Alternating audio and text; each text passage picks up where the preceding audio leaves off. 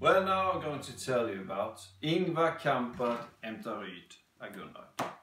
Ingvar Kamprad was born in Älmhult 1926, but when he was 6-7 years old, he moved with his family to Emtaryd in Agunnaryd. The reason for this was that Ingvar's father, Theodor, he took over the farming at Emtaryd at that time. And with them was also, of course, Ingvar's mother, Berta, and his little sister, Kerstin. Emtaryd is one of the biggest farms in Agunnaryd. It's about 900 acres. So the owner family never had to go hungry. But money was scarce. And that was a problem for Ingvar's father, Theodor. Because he wanted to do some big rational changes at the farm. But the lack of cash made that impossible. And this was an important lesson for the young Ingvar. That you have to have resources if you want to fulfill your dreams in the future.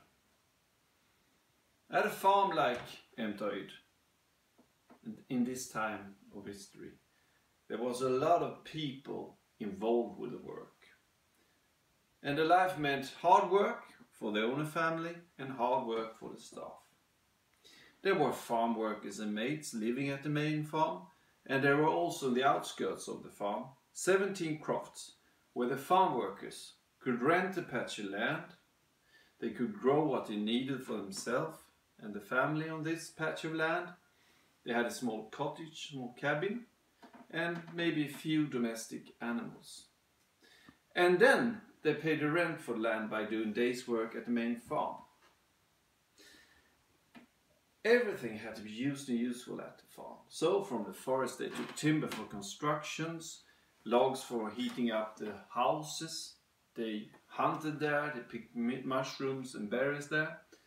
The family also had big fields near the farm where they could grow crops for the domestic animals on the farm and for the people on the farm. And also a big garden with vegetables and fruits. And it was very important to work together, tillsammans, all the time.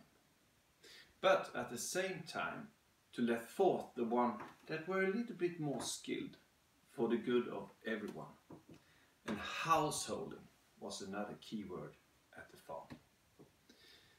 But the young Ingvar, he wanted to create resources of another kind than those connected to the traditional farming and forestry. He started this by selling matches, seeds, notebooks and other small goods. But he could really see business in everything. One spring day, he was walking nearby a lake shore and he noticed that the fishes, they were spawning in the lake. You know, spawning in the springtime when the fishes try to make some more fishes. They get very lazy. And Ingvar discovered this. So he started to pick these big fishes and throw them on the shoreline. And he picked and he picked and he picked so many that in the end he had to borrow a horse and carriage to take care of all the fishes. And he loaded the fishes and then he thought, oh, what should I do with all those fishes? But then he thought for a second. And he understood that if he drove away a couple of kilometers, he could sell the fishes to the people that were living too far away from the lake to take this fishing opportunity that he had.